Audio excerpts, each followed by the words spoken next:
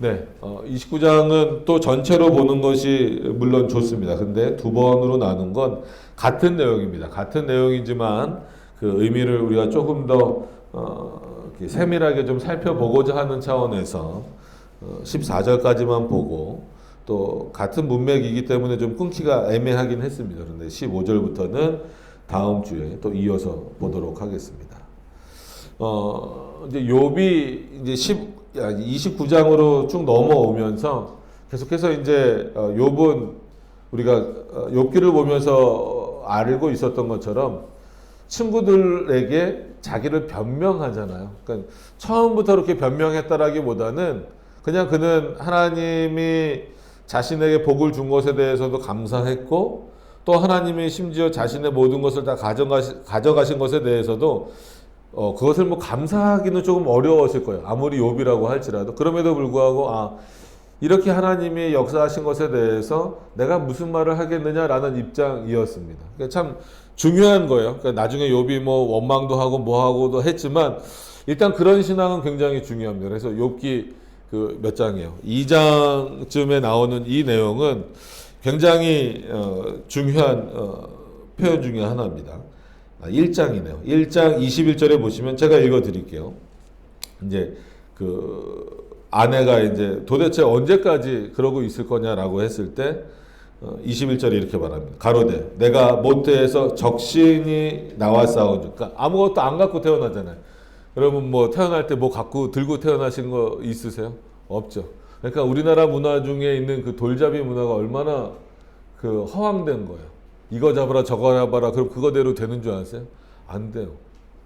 그죠? 그거대로 잡으면 아마 대한민국 사람들은 전부 다 판검사나 뭐 이런 거 다 돼 있을 거예요. 거기다가 이미 부모가 원하는 거 올려놓잖아요. 그죠? 응? 거기다가 뭐 청소도구 같은 거 올려놓은 거 있어요? 없죠? 그럼 청소부 아무도 없겠죠. 그러니까 그만큼 인간은 뭘 갖고 나오질 않았어요. 욥이 그걸 압니다. 내가 모태에서 적신으로 나왔사온즉 또한 적신이 그리로 돌아갈지라. 맞아요. 세상 종교에서도 그렇게 말합니다. 그래서 뭐 그 가끔 스님들도 보면 그런 뭐 수행이나 뭐 이런 거 하면서 인간이 가져갈 거 없는데 뭘 그렇게 욕심을 부리나라고 하면서 뭐 그러잖아요. 그러니까 죽은 다음에 살이 나온다고 그러잖아요. 근데 그 의사들이 봤더니 그건 살이가 아니고 하도 고행이나 뭐 이런 거 해갖고 그걸 뭐라 그래요? 결석이래요. 결석. 예, 이런 거를 이제 불교에다 얘기하면 굉장히 기분 나빠하겠죠. 예, 결석입니다. 그거는 결석 주사를 맞아서 빼야 되는 건데. 자, 돌아갈지라 주신 자도 여호와시오 취하신 자도 여호와시오니. 이게 참 중요한 믿음이에요. 그래서 저희가 뭐 헌금을 드릴 때도 제가 늘 그렇게 기도하잖아요. 내 것을 드리는 게 아니다. 그러니까 하나님이 내 것이라고 인정해 주시죠. 여러분들이 열심히 일을 해서 번 것이기 때문에 내 공로, 내 능력으로 번 거 아닙니까? 라고 얼마든지 말할 수 있지만 내가 열심을 낼 수 있고 힘을 낼 수 있는 힘과 과정과 결과 이 모든 것도 하나님이 열어주시지 않으면 안 되는 거예요. 그래서 헌금은 분명히 물론 내 것을 내는 겁니다. 내가 번 것을 내는 거고 내 지갑에서 나오는 거예요. 그러나 궁극적으로 그것이 내 것이 되고 내 지갑에 들어오게 하신 것은 누구의 은혜라는 거예요? 하나님의 은혜고 하나님의 능력이라는 거예요. 그래서 내 것을 주님께 드립니다라는 표현을 쓰시지 말라는 거예요. 하나님이 나에게 주신 것을 다시 돌려드리는 방식인 거예요. 이게 우리의 신앙이에요. 그래야 한마디로 억울하지도 않고 한마디로 하나님께 뭐 다른 걸 요구하지도 않고 내 거 이만큼 줬으니까 더 주세요. 거기서만 또 그런 얘기 한다 그랬죠. 30배, 60배, 100배. 그런 마음으로 헌금 드리시면 안 됩니다. 뭐예요? 말라기서에 나오는 11조 내는 것도 하나님이 주신 것에 대해서 감사해서 10분의 1을 내는 것, 거기서 멈춰야 되는데 그거 하면은 하늘에 문이 열려서 뭐 어떻게 됐는지 보라 말라기에 나오고 그건 그 의미가 아니거든요. 여러분 11조 여태까지 열심히 드린 분들 생각해 보세요. 하나님이 다 채워주셨습니까? 아니잖아요. 그 11조는 채워달라고 드리는 헌금이 아닙니다. 그러니까 쉽게 예를 들 수 있는 게 물질이기 때문에 그런 거예요. 그런 차원에서 주신 자도 여호와시오 취하신 자도 여호와시오니. 이미 취하셨잖아요. 그러니까 다 취해 가셨잖아요. 자기 몸만 남았잖아요. 여호와의 이름이 찬송받을지라. 이게 욥의 믿음이었어요. 여러분 이런 욥의 믿음은 우리가 지금도 본받아야 됩니다. 이렇게 한 해가 마무리되는 이런 시점에 되면 결산하잖아요. 우리가 이제 오후에 공동의회 할 때도 어쩔 수 없이 이제 재정 보고들을 할 텐데, 그럼 한 해 결산을 하다 보면 뭐 어떨 때는 참 좋았을 때도 있고 어떨 때는 안 좋았을 때도 있어요. 그러면 좋았을 때는 하나님의 은혜가 정말 놀랍게 큰 거다라고 고백을 하고, 힘들고 어려웠을 때는 올해는 하나님의 은혜가 덜했나 보다, 이렇게 생각하는 게 인간의 보편적인 사고라는 거예요. 근데 욥기를 통해서는 어떤 면에서 그런 부분들이 좀 깨져야 돼요. 그러니까 오늘 본문도 욥이 그거를 직접 깨진 않아요. 근데 오늘 이 욥이 하는 표현들을 통하여서 하나님이 주신 것, 그리고 그가 다시 걷어가셨다라고 하는 것을 고백했던 욥도 지금 어떤 상황이에요? 그럼 우리는 그 하나님 앞에서 어떻게, 주신 자도 하나님이시요 걷어가시는 자도 하나님이시라는 그 믿음 앞에 서 있는 우리는 도대체 어떻게 하나님 앞에 살아가고 있어야 하는가를 오늘 좀 확인하셨으면 좋겠다라는 마음에서 이 본문, 뭐 이어나가는 본문이지만 이 본문을 살펴보셨으면 좋겠습니다. 자, 오늘 본문으로 돌아오셔서 29장으로 돌아오셔서 그런 참 훌륭한 표현을 한 욥의 신앙입니다. 그래서 1절부터 보시면 욥이 또 비상, 그러니까 비유입니다. 비유를 들어 가로되 내가 이전 달과, 이전 달이라고 하니까 바로 전달, 뭐 지금은 얘기하면 뭐 11월 달, 12월 달 이게 아니에요. 예전에 내가 참 화평했을 때, 내가 평안했을 때, 내가 풍족했을 때, 이런 시기를 말하는 거예요.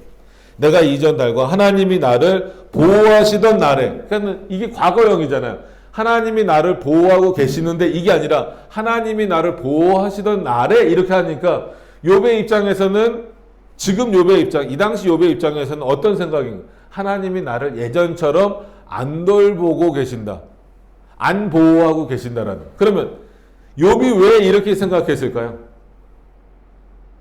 답을 얻으셔야 돼요. 욥기를 이제 1장부터 29장까지 오셨으면 이제는 이 정도에 대한 답을 얻으셔야 돼요. 욥이 왜 하나님이 예전에는 나를 정말 잘 보호해 주셨어, 난 그때 하나님이 나를 보호해 주셨을 때 너무 감사해, 근데 지금은 그 정도로 나를 보호해 주시지 않는 것 같아 라고 생각하는 그 근거가 뭘까요? 지금 자신의 상태인 거예요. 자신의 상태.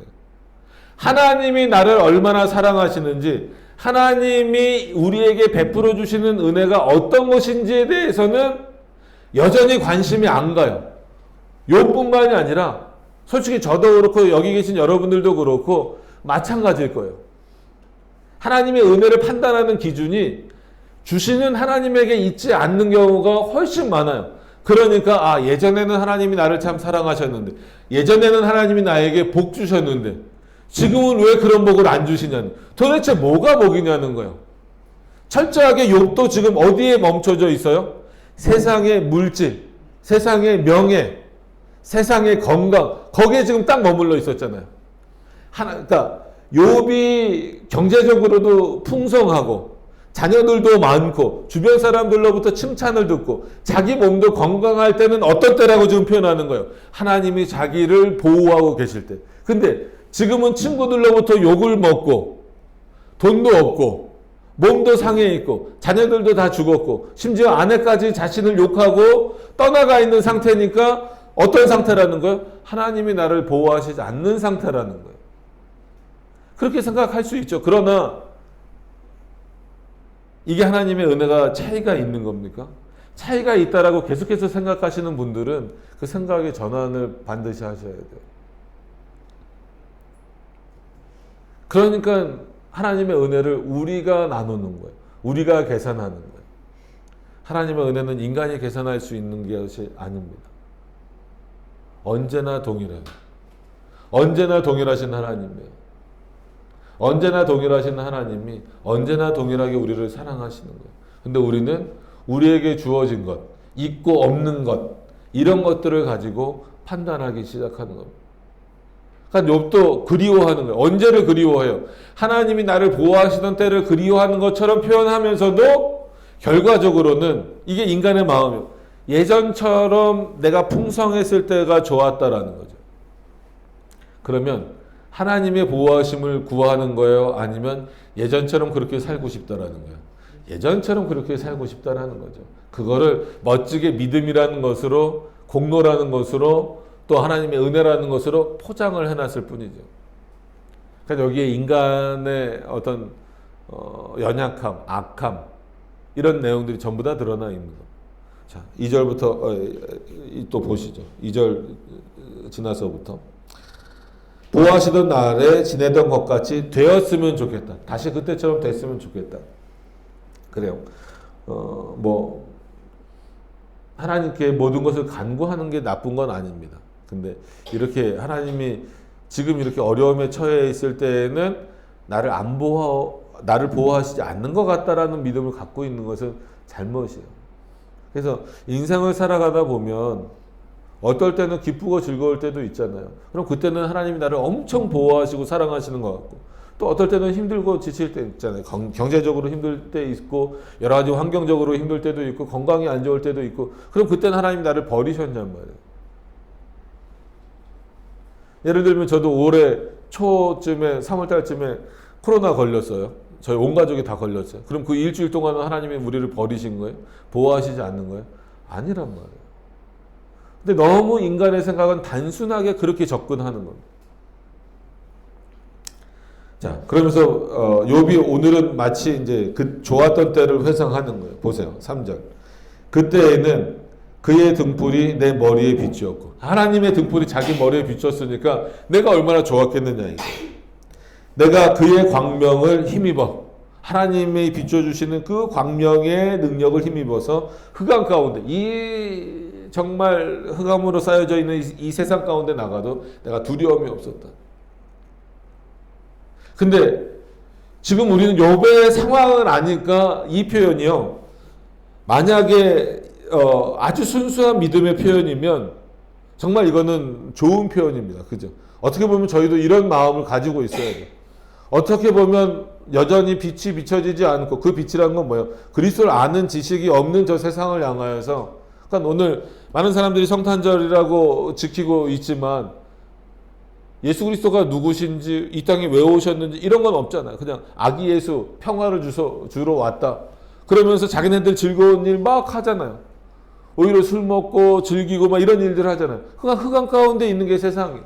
그런 세상 가운데 우리는 무슨 능력으로 나가는 거예요? 하나님이 비춰주신 능력으로 나가는 거예요. 이런 순수한 마음이라면 상관없는데 욥은 솔직한 얘기로 그렇지 않아요. 욥이 세상에서 당당할 수 있었던 것은 자기가 가진 게 많았기 때문이라는 거예요. 결과적으로 오늘 보면 지금 욥이 계속해서 하는 얘기를 보면, 왜 욥이 세상을 향하여서 그렇게 당당할 수 있었는가?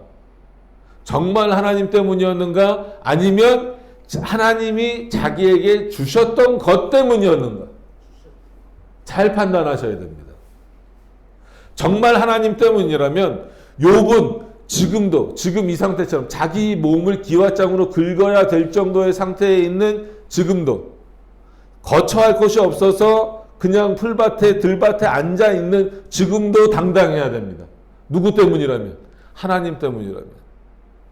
근데 욥은 그러지 않았어요. 그러지 못했어요. 이런 욥을 함부로 우리가 비난할 수 있습니까? 비판할 수 있습니까? 어떤 면에서는 우리도 마찬가지예요. 많은 사람들이 그래요. 세상에서 당당하기 위해서 공부 열심히 하는 겁니다. 세상에서 당당하기 위해서 돈 열심히 벌어요. 뭐 세상 사람들은 그럴 수 있어요. 근데 그게 교회 안에서도 그래요. 교회 안에서도 돈이 없는 사람도 이상하게 길을 못 피고 살아요. 왜 그런지 모르겠어요. 그러니까 교회 구조가 그렇게 돼 있어요. 뭐 직분 얻으려면 뭐 얼마 내라. 그렇지 않습니다. 왜 직분을 하는데 돈을 왜 내요? 헌금이라고 표현하지 싫어요. 그 돈입니다. 그 돈을 왜 냅니까? 하나님이 허락하시는 직분을 받는데 돈을 왜 내요? 내라고 하는 교회도 이상해요. 본인이 감사해서 예를 들어서 뭐 감사헌금을 드린다. 그거는 뭐 하는 거지만 공식적으로 교회에서 뭐 예를 들어서 장로가 되려면 얼마, 안수집사가 되려면 얼마, 권사가 되려면 얼마, 뭐 장사합니까? 우리가 그 로마 가톨릭의 성직 매매를 가지고 얼마나 비판을 하고 있어요. 근데 거꾸로 이제는 비판할 게 못 돼요. 왜냐면 교회가 다 그러고 있으니까. 거꾸로 너네도 마찬가지잖아. 그래서 큰 교회들 이렇게 가서 보면 뭐 교회마다 다 다르긴 하지만 어떤 교회는 장로는 1억. 그러니까 돈 없으면 되지 말라 이거예요. 그럼 당당하지 못해요. 예를 들어서 똑같은 A라는 사람과 B라는 사람이 열심히 한 교회에서 3, 40년 다녔어요. 근데 A라는 사람은 1억이 있어서 장로가 돼서 굉장히 당당한데 B라는 사람은 1억이 없어서 장로가 못 되니까 그 교회에서조차도 당당하지 못한 거예요. 이런 구조를 그대로 가지고 세상을 향해서 나가면 그리스도인들이 당당할 수 있습니까? 뭐 없죠. 욥도 지금 그 한계에 빠져 있는 거예요. 근데 그 한계가 이런 욥의 한계가 지금 한국 교회도 여전히 남아 있기 때문에 문제인 거예요. 저와 여러분들은 세상을 향하여서 당당하셔야 돼요. 뭐 돈이 많아서입니까? 아니에요. 얼마나 건강해서입니까? 아니에요. 하나님이 나를 보호하신다라는 그 믿음으로 여러분들 당당히 세상에 나가셔야 되는 거예요. 지금 내가 얼마가 있고 없고 건강하고 못하고 이게 문제가 되기 시작하면 그것은 하나님 외에 다른 것이 나를 더 당당하게 만든다라는 증거예요. 4절에 나의 강장하던 날에, 그러니까 자양강장제 생각하시면 이 강장의 의미를 압니다. 그러니까 마치 강건하던 그때에 그 강건하던 날과 같이 지내었으면 그때는 하나님의 우정이 내 장막 위에 있었으며 하나님의 그 도우심이 내 장막 위에 있었기 때문에 내가 그랬지 않았느냐라는. 그때는 전능자가 오히려 나와 함께 계셨습니다. 그럼 지금은 안 계시냐 이거예요. 욥이 느끼기에는 마치 안 계신 것처럼 느낀다라는 거죠. 계신다면 나를 왜 이렇게 내버려 두십니까? 내가 뭘 잘못했기 때문에. 꼭 이런 논리로 가요. 인간은 근본적으로 악하고 그 본성적으로 타락했다라고 하는 것에 대해서 인정이 안 되니까 도대체 내가 뭘 잘못했습니까? 이렇게 나가는 거예요. 하나님의 은혜가 얼마나 큰지에 대해서는 생각하지 못하는 거죠. 그러니까 그렇게 좋았을 때는 내가 세상에서도 정말 높은 지위에 있고 누구보다도 돈도 많고 건강했을 때에는 전능자가 나와 함께 계셨기 때문이지만 그리고 자녀들도 나에게 둘러 있었던 상태였지만 지금은 아니다라는 거죠. 왜? 아무것도 없으니까. 그러니까 뭐가 실천이 안 되는 거예요. 인간의 제일 되는 목적, 소유름다음에 말하는 그것도 안 되는 거고. 우리가 왜 태어났습니까? 하나님을 영화롭게 하기 위해서. 근데 그 목적에서 벗어나는 순간 이런 문제들이 다가오는 거예요. 하나님 외에 다른 상급이 없다라고 하는 창세기 15장 1절의 내용이 그렇게 우리 마음속 깊이 이렇게 탁 박혀져 있지 않다 보니까 하나님 외에 다른 것들이 없어졌다라고 해서 슬퍼하고 비참해지고 원망으로 가득 쌓여 있고 우리 안에 그런 내용들이 너무 많다는 거예요. 그럼 하나님은 도대체 왜 믿으시냐는 거예요. 하나님이 우리의 상급이 되어 주신다라고 했다는 그 말씀은 도대체 어디 갔냐라는 거예요. 조금 더 보시겠습니다. 6절에 버터가 내 발자취를 씻기며, 그죠? 뭐 지금도 버터 뭐 이렇게 싼 가격은 아니지만 이때만 하더라도 버터를 만들 수 있는 정도면 어마어마하잖아요. 반석이 나를 위하여 기름 시내를 흘러내었습니다. 보통 구약 시대는 이제 이런 기름들을 이제 감람유, 그 감람유가 지금으로 말하면 이제 올리브유 같은 거래요. 그죠? 뭐 마트나 이런 데 가보시면 일반 식용유보다 여전히 올리브유 같은 거는 비싸요. 그러니까 그때나 지금이나 욥 때나 지금이나 올리브유를 마음껏 먹을 수 있는 사람들은 한마디로 뭐예요? 부자예요, 부자. 그러니까 이때는 더 심했을 거 아니야. 그죠? 지금이야 뭐 우리가 이제 수준에 맞춰서 뭐 금액에 맞춰서 좀 싼 것도 살 수 있고 뭐 하지만 이때는 그렇지 않잖아요. 네, 기름 시내를 흘러내었습니다. 반석에서 흘러나왔다는 비유라고 그랬어요. 실제 뭐 욥이 반석에서 뭐 기름을 짜냈다 이런 얘기가 아니라 그렇게 반석은 말 그대로 하나님이 보호하신다, 뭐 구원의 의미 여러 가지 의미들이 담겨져 있잖아요. 거기서부터 흘러나오는 기름이기 때문에 이거는 풍성함과 부유함과 이런 것들을 상징한단 말이에요. 자, 그렇게 좋았을 때 그때는 7절에 보세요. 그때는 지금은 아니고 그때는 내가 나가서 성문에만 이렇게 딱 서 있어도 사람들이 알아서 내 앞에 한마디로 머리를 숙이고 조아렸다라는 거예요. 이건 세상 이치거든요. 여러분들 나가서 동암역 앞에 서 계셔 보세요. 누가 여러분들한테 머리 숙일 것 같습니까? 혹이라도 갑자기 여러분들 앞에서 머리를 숙이면 뭘 갖다 떨어뜨린 거예요. 정말 여러분들에게 머리를 숙인 게 아닙니다. 근데 만약에 여러분들이 이제 월드컵 얼마 끝나지 않았으니까 손흥민이다. 그럴 리는 없지만 만약에 여러분들이 손흥민과 같은 월드컵 스타다. 아니면 뭐 우리나라 대기업 뭐 있어요? 그 삼성 이재용이다. 이재용 개인 돈이 18조래잖아요. 어마어마하죠? 계산이 안 됩니다. 18억만 있어도 부자 소리 듣는데 18조면 도대체 욕하는 게 아니에요. 실제로 나온 겁니다. 근데 만약에 이재용이 서 있다. 아니면 뭐 대통령이 서 있다. 그럼 사람들이 어떻게 하겠어요? 아니면 뭐 좋아하는 연예인이 서 있다. 이게 다 권력이고 권위고 물질이고 이렇잖아요. 그러면 그 사람 앞에 머리를 숙이는 겁니까? 그가 가지고 있는 지위나 어떤 영향력이나 이런 것에 머리를 숙이는 겁니까? 지위나 영향력에 머리를 숙이는 거예요. 그 사람에게 아무것도 없다면, 그 모든 것들이 다 없어졌다면 과연 사람들이 그에게 머리를 숙일까요? 숙이지 않죠. 이것도 세상의 이치예요. 그래서 세상에서도 그런 부분에 있어서 말을 하잖아요. 근데 욥도 여전히 거기서 헤어나오질 못하는 거예요. 하나님의 은혜라고 지금까지 계속 포장을 해오고 있지만 궁극적으로는 뭐예요? 내가 좋았을 때, 내가 풍족했을 때에는 정말 성문에 나가서 딱 서 있기만 하더라도 어떻다는 거예요?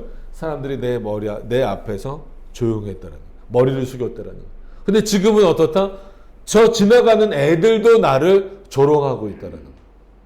그러니까 나는 지금 너무 어떻다라는 거예요? 서글프고 비참하고 비굴해졌다. 왜 하나님이 나를 이렇게 하셨는지 모르겠다. 라고 원망을 누구에게 쏟아버리는 거예요? 하나님께 쏟아버리는 거예요. 그 사람에게 왜 그렇게 인정을 받으려고 하십니까? 물론 어쩔 수 없죠. 인간은 인정받고 싶어하는 욕구가 있으니까. 근데 그거보다 우선되어지는 그 하나님의 은혜에 대해서, 하나님께 인정받는 것에 대해서는 크게 생각하지 못하는 거예요. 조금은 안타깝죠. 자, 7절에도 보시면 그때 내가 나가서 성문에 이르기도 하며 내 자리를 거리에 베풀기도 하였었느니라. 나를 보고 소년들은 숨으며, 이거는 어디로 뭐 도망쳤다 보다도 이렇게 우리나라 뭐 사극이나 이런 거 보시면 알 겁니다. 뭐 이렇게 그 양반이나 하여튼 높은 양반이나 뭐 고위직에 있는 사람들이 지나가면 막 어때요? 이 평민들은 막 갑자기 길 가다가 막 머리 숙이고 막 이렇게 하잖아요. 뭐 그런 비슷한 내용들입니다. 그러니까 얼마나 그때 좋았겠어요. 그죠? 여러분들 지나가는, 지금은 뭐 이제 그런 사회가 아니니까. 그래도 예를 들면 여전히 지금도 똑같죠. 뭐 예를 들어서 군대라든가, 남자분들 군대 갔다 오셨으니까 알겠지만 저도 군대에서 이렇게 보면 뭐 사단장이나 뭐 군단장이나 온다 그러면 어떻습니까? 그 군대 흙바닥을 깨끗이 할 정도예요. 흙바닥에서 광이 날 정도입니다. 이건 좀 이제 과한 표현이긴 하지만. 그리고 어떻게 오면은 전부 다 격려하고 다 부동 자세로 서 있잖아요. 얼마나 좋습니까? 그죠?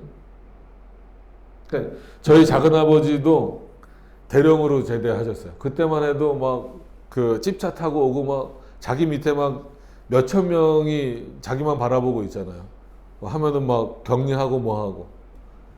제대하고 나셔도 어디다 전화하면 나 김대령인데. 근데 이게 한두 달 정도는 통해요. 아시겠어요? 근데 제대하고 1년이 지나고 2년이 지났는데도 어디다 전화해서 나 김대령인데, 그러면 그때부터는 그 사람들이 뭐라 그래요? 속으로. 지금 제대한 지가 언제가 됐는데.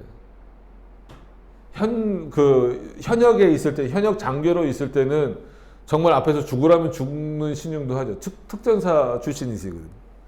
근데 제대하고 나서는 뭐예요? 그냥 동네 아저씨예요. 그러니까 이게 인정이 안 되는 거죠.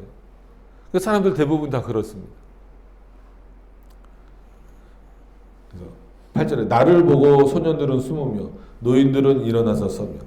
방백, 여기서 방백은 뭐 지방의 관원들이요. 그러니까 지방의 관원들도 얼마나 그 지역의 유지들을 지금도 마찬가지잖아요. 유지들과 얼마나 잘 좋은 관계를 맺느냐가 그 지방을 잘 이렇게 이끌어가는데 중요한 역할을 하잖아요.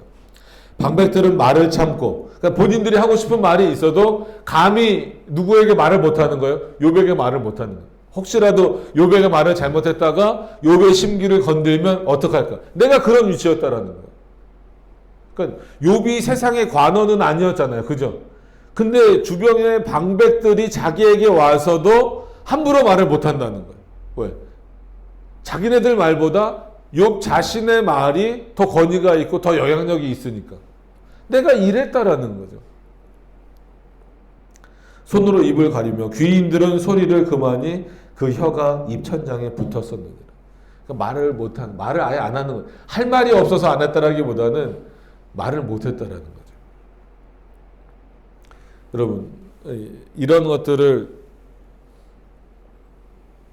아마 여기 이제 학생들이나 젊은 분들은 나도 이런 어떤 위치에서 한번 살아보고 싶다라고 해서 열심히 하고 일하는 경우도 있어요. 그래서 제가 학생들을 맡았을 때 늘 썼던 표현은 왜 공부하느냐, 왜 나름 좋은 대학을 가려고 하느냐, 그럼 뭐 하려고 그렇게 하느냐.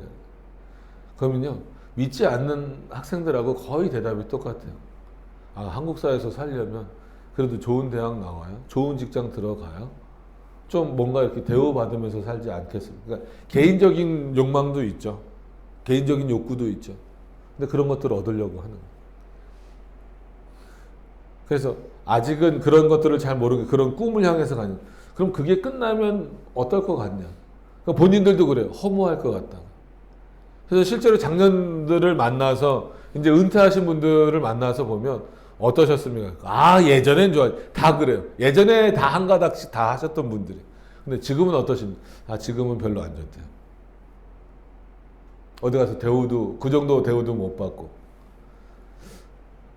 그러니까 그런 어떤 이 혼란과 뭘까요? 그런 내용들을 신앙을 갖고 있다라고 하면서도 쉽게 잘 이겨내질 못하는 거예요. 그러니까 하나님으로 인하여서 살아간다라고 하면서, 하나님만으로 저는 괜찮습니다라고 하면서 여전히 삶의 목적과 방향성은 어디에다 두고 있는 거예요? 세상에다가 모든 가치를 두고 있는 거예요. 하나님이 나를 그렇게 만들어 주셨으면 좋겠다라는 것으로 머물러 있어요. 그러니까 하나님을 생각하고 함부로 판단하는 그런 부분들에 있어서도 나에게 얼마만큼이 주어졌느냐로 자꾸 판단하기 시작한다라는 거죠. 그럼 저기 지방대 가면 하나님의 은혜가 적은 거고 서울대 가면 하나님의 은혜가 큰 겁니까? 그렇게 생각하시면 오해예요. 근데 여전히 세상은 그래요. 세상은 그럴 수밖에 없습니다. 그러면 그리스도인들도 그래야 되냐는 거예요. 오늘 욥이요, 잘 보시면 다 하나님이 하셨다라고 하는 얘기 같아요. 그죠? 그런데 궁극적으로는 뭐예요?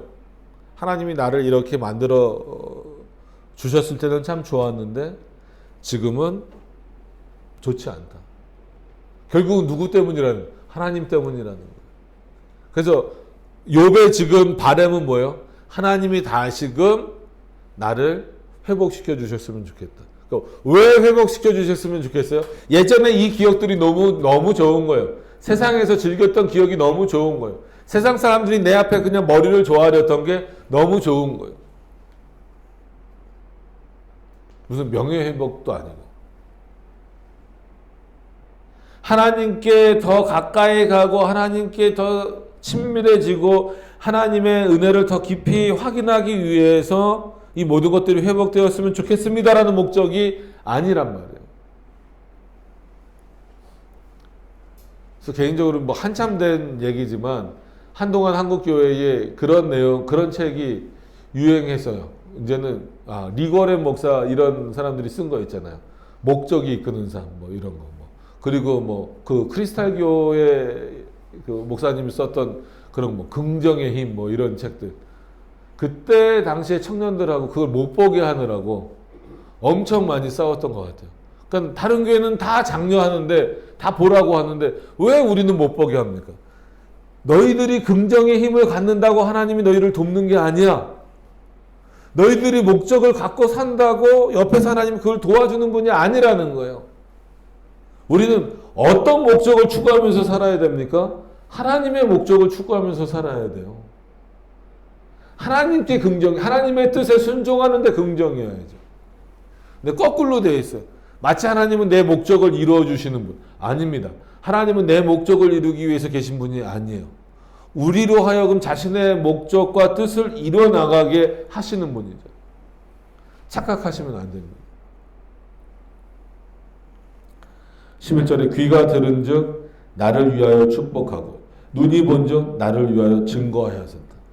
난 이렇게 좋았었다. 내 귀에 늘 나를 축복하는 얘기, 나를 의롭다라고 증거하는 얘기, 이런 얘기만 들렸다. 나는 근데 그런 얘기를 들을만 하다라는 거예요. 이게 참 어렵고, 오히려 신앙생활을 오래 하고 한 분들이 빠질 수 있는 위험성이에요. 그럼 왜 욥이 주변 사람들로부터 저 사람은 복을 받아야 돼, 저 사람은 잘 돼야 돼, 이런 소리를 들어야 할까요?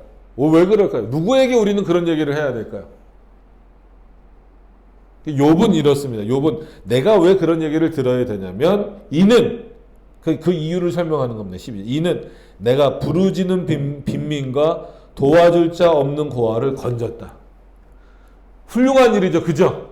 귀한 일이에요. 지금도 저도 마찬가지고 우리 교회도 재정적으로 좀 튼튼하면 이렇게 힘든 곳, 어려운 사람들 도와주고 싶어요. 근데 아직은 여력이 좀 안 됩니다. 그죠? 근데 이게 하나님 앞에 의로움을 받을 만한 일인가요?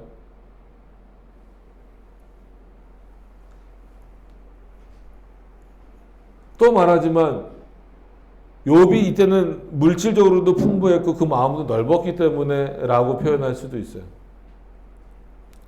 근데 그가 빈민을 도와주고 고아를 건져낸 일은 하나님의 은혜죠. 이거 자신의 일과 공로로 돌려서는 안 돼.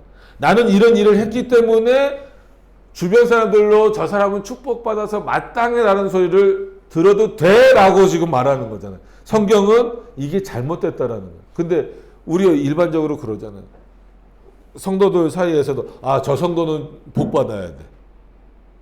왜냐하면 저 성도는 어려운 사람을 잘 도와. 저 성도는 뭘 어떻게 해. 다 공로주의로 가는 거예요. 그럼 저도 여러분도 왜 복받아야 됩니까? 하나님의 백성이기 때문에 그래요. 하나님이 우리를 사랑하시기 때문에 그래요. 뭘 했기 때문이 아니에요. 그 공로주의로 좀 안 갔으면 좋겠어요. 인간이 할 수 있는 건 아무것도 없다라고 하는 이 사실을 자꾸 놓치니까 지금 욥도 그러니까 억울한 거예요. 안 채워지면 억울해요. 왜 공로주의가 무섭냐면요, 단순히 뭐 구원의 문제, 축복의 문제를 떠나서 인간이 자꾸 억울한 마음을 갖게 만드는 거예요. 하나님, 내가 이 정도 했잖아요. 근데 왜 안 채워주시냐고요. 왜 안 해주시냐고요. 하나님 앞에도 억울한 마음을 가져요. 사람 앞에서도 그렇고, 성도들 서로도 그렇고, 목사 앞에서도 그렇고, 아니 목사님 나 이 정도 했는데 왜 나를 교회에서 안 세워주십니까? 그럼 교회에서 세움받기 위해서 한 거예요? 그럼 목적이 다르다니까요. 내가 하나님의 백성이기 때문에, 하나님이 나를 사랑하시기 때문에 그 사랑에 순종하고 그 사랑을 표현하기 위해서 그냥 한 것, 거기서 머물러야 되는데, 내가 이렇게 하면 교회가 나를 인정해 주겠지, 내가 이렇게 하면 목사가 나를 인정해 주겠지, 내가 이렇게 하면 성도가 나를 인정해 주겠지, 그런 마음으로 하면 그건 하나님 앞에 드리는 마음이 아니라는 거예요. 지금 욥이 분명히 자기 얘기를 하잖아요. 11절에 귀가 들은즉 나를 위하여 축복하고 눈이 본즉 나를 위하여 증거하였다. 왜냐하면 내가 부르짖는 빈민과 도와줄 자 없는 고아를 건졌기 때문이다. 그렇기 때문에 13절에 보세요. 망하게 된 자도 나를 위하여 복을 빌었다. 과부의 마음이 나로 인하여 기뻐 노래하였다. 그러니까 나는 어떻게 되기에 충분하다. 나는 의롭다라고 칭찬을 받기에 충분하다. 그러니까 이렇게 지금 내가 욕먹을 자가 아니라는 거예요. 내가 이렇게 비난당할 자가 아니라는 거예요. 나는 충분히 지금도 의롭다라고 칭함을 받아야 될 자라는 거예요. 이게 욥의 교만인 거죠. 교만과 원망과 억울함이 다 섞여져 있는 거예요. 왜? 예전에 그런 좋았던 시절도 이제 다 없어졌죠. 다 무너져 내렸죠. 사람들도 자기 앞에서 머리를 조아리다가 이제 자기 애를 향해서 비아냥거리죠. 아무도 자기를 의롭다라고 높여주는 사람도 없죠. 이제 욥을 축복해주는 사람도 없죠. 근데 늘 말씀드리지만 그를 붙잡고 계신 하나님은 여전히 살아계신데 우리는 하나님보다 사람에게 인정받기를 더 원하는 경우가 많아요. 하나님께서 내가 너를 사랑한다, 내가 너를 택하였다라는 것보다 옆에 있는 사람이 참 훌륭하네요, 믿음 좋으시네요, 이 얘기를 더 듣고 싶어 하는 거예요. 하나님보다 사람에게. 권사님, 장로님, 집사님 참 훌륭하시네요, 참 귀하네요, 이런 일을 하셨으니까 귀하네요, 뭐 하셨으니까 귀하네요. 거기에 그냥 머물러져 있는 거예요. 여러분, 우리는 다 귀한 존재입니다. 누구 때문에? 하나님 때문에. 창세 전에 그리스도 안에서 우리를 택하셨잖아요. 그 그리스도의 의로 말미암아 우리는 귀한 자예요. 뭘 더했기 때문에 귀한 자가 아닙니다. 우리 안에는 그 귀함을 받을 만한 아무런 능력도 없잖아요. 근데 누구로 인하여서? 우리를 위하여서 이 땅에 오셨고, 우리를 위하여서 죽으시고, 우리를 위하여서 다시 사신 그 그리스도의 은혜로 말미암아 우리는 귀한 자가 된 겁니다. 뭘 했기 때문이 아니라 하나님이 그를 사랑하시기 때문에 귀하게 여기는 거예요. 그래서 서로를 어떻게 하라고요? 나보다 낮게. 이 밑으로 낮게가 아니라 낮게. 제가 어제 신문에 봤는데 기사를 봤더니 이게 정말 대한민국 교육이 큰일 났어요. 어떤 학교에서 대부분 중식을 제공합니다. 그럼 이 중식은 뭡니까? 점심이죠. 군대로 가면은 조식은 뭐예요? 아침이고, 석식은 저녁이잖아요. 근데 어떤 엄마가 따졌대요. 우리 애는 중국 요리 싫어합니다. 한식 주세요. 왜 메뉴에 마음대로 학교에서 정합니까? 중식 말고 우리 애는 한식 주세요. 라고 엄청나게 따졌대요.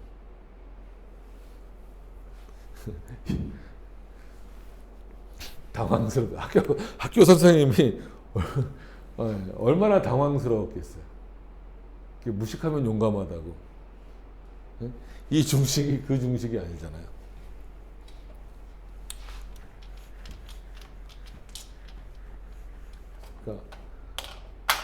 그러니까 이런 예를 제가 들어드린 이유가 뭐냐면 하나님 앞에서 그가 주시는 은혜가 얼마나 큰지에 대한 내용들을 삭제시켜 버리는 거예요. 그래서 그냥 나에게 중요한 것, 내가 판단해서 옳고 그른 것, 그러니까 이걸 얼마나 웃깁니까? 그냥 주어지는 것에 대하여서 자기가 거꾸로 판단해 나가기 시작하는 거예요.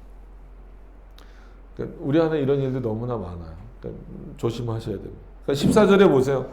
내가 의로 옷을 삼아 입었으며, 어떻게 자기가 의로 스스로 입어요? 나의 공의는 도포와 면류관 같았었느니라. 하나님이 주신 거잖아요. 하나님이 그를 그렇게 높여주신 거잖아요. 하나님이 그렇게 높여주신 것에 대해서 인정하기보다도 나는 분명히 그럴 만한 가치가 있는 존재다라고 생각을 하기 때문에 문제인 거예요.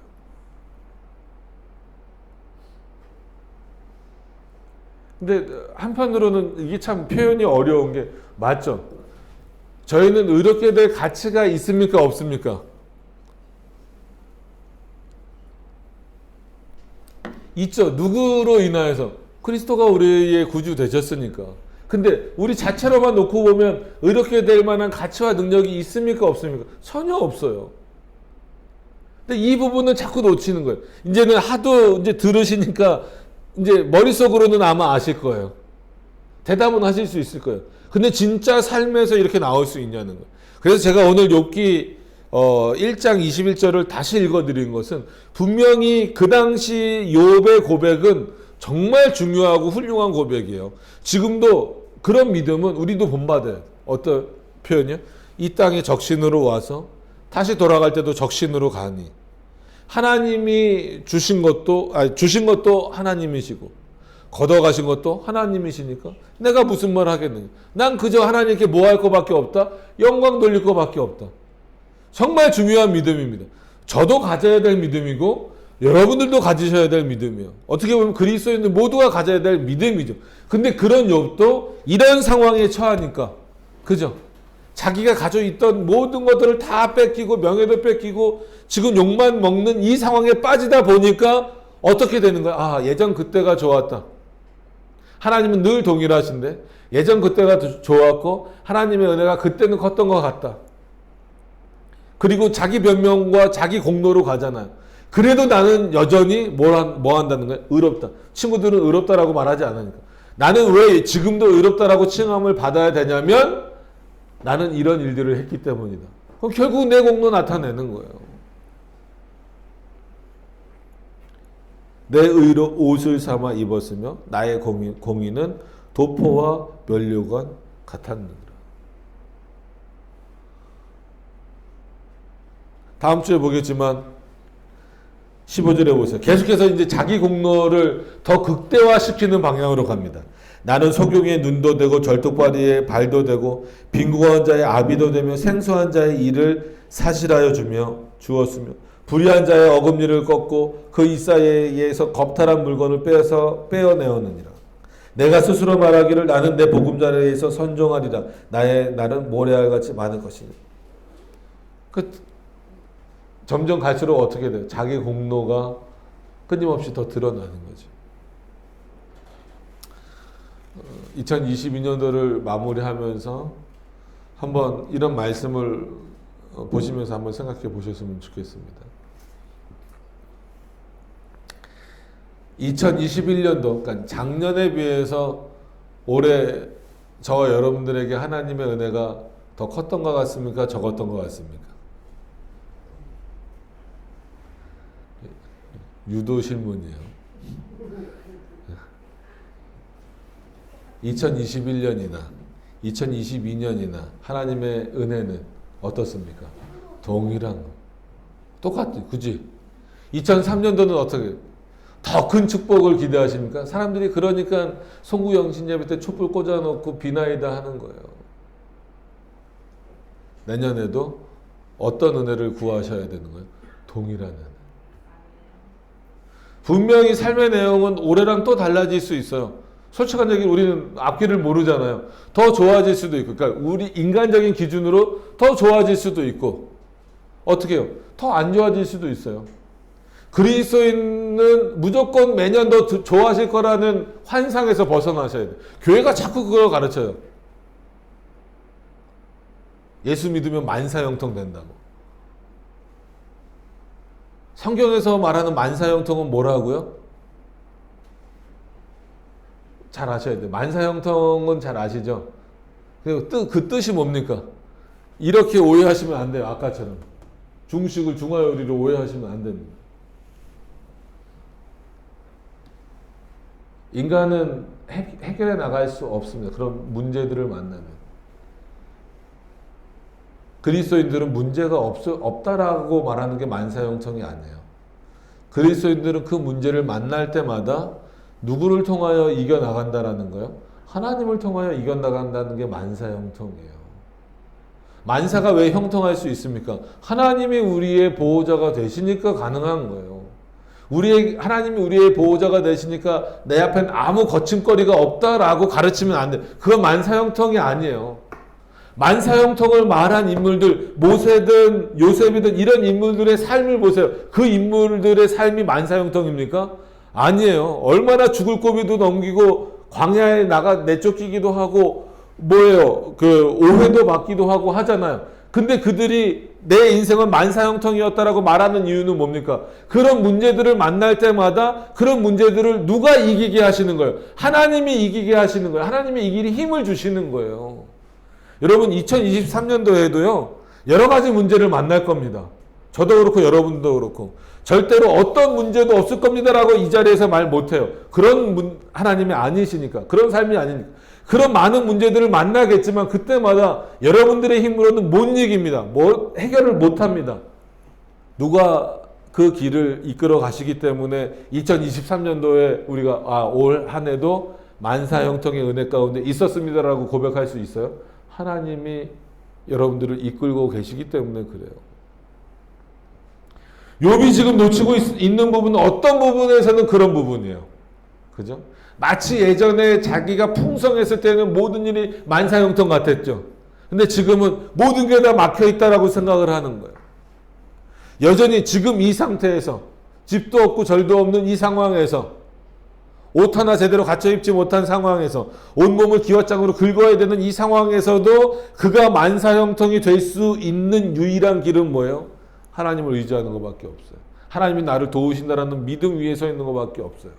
여러분 어디에 서 계시겠습니까? 여러분들의 믿음이 어디에 서 있느냐에 따라서 하나님께 끊임없는 원망만 늘어놓는 삶이 되느냐, 아니면 어떤 상황과 환경 가운데 있든지 이 모든 삶은 하나님의 은혜입니다라고 고백하느냐, 그 차이가 극명하고 분명하게 들어갈 수밖에 없다라는 거예요.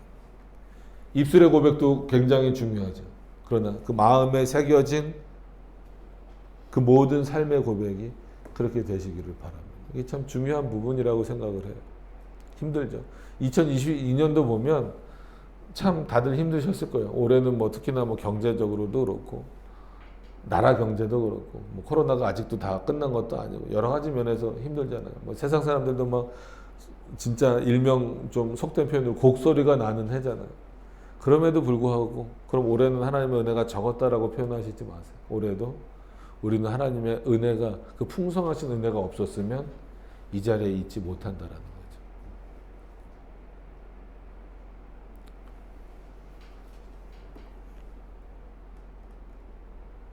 그래서 그 초대 교부지만 그 요한 크리소스톰 이런 인물이 있어요. 어떤 표현을 쓰냐면 아침에 일어났다고 저녁에 당연히 잠을 잘 것이다 라고 생각하지 말아라. 저녁에 잠을 잔다고 아침에 당연히 일어날 거라고 생각하지 말아라. 아침에 일어나서 저녁에 잠이 들 수 있는 것도, 저녁에 잠을 들어서 아침에 일어날 수 있는 것도 누구의 일이다? 하나님의 은혜고 하나님의 정하십니다.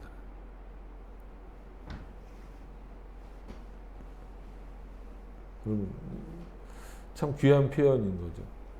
초대 교부들의, 물론 그들의 신앙이 아직은 뭔가 완성되지 않은 그런 상황에 있다 할지라도 그런 중요한 부분들을 마음속에 새기셔서 하루하루가 하나님의 은혜가 아니면 살아갈 수 없다라고 하는 것을 기억하셔서 우리를 의롭게 하는 것은 우리 안에서 나오지 않습니다.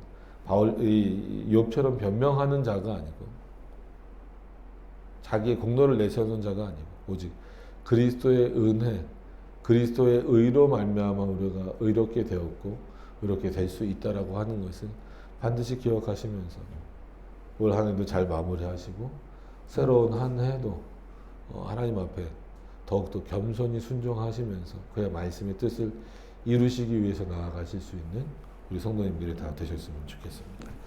기도하도록 하겠습니다.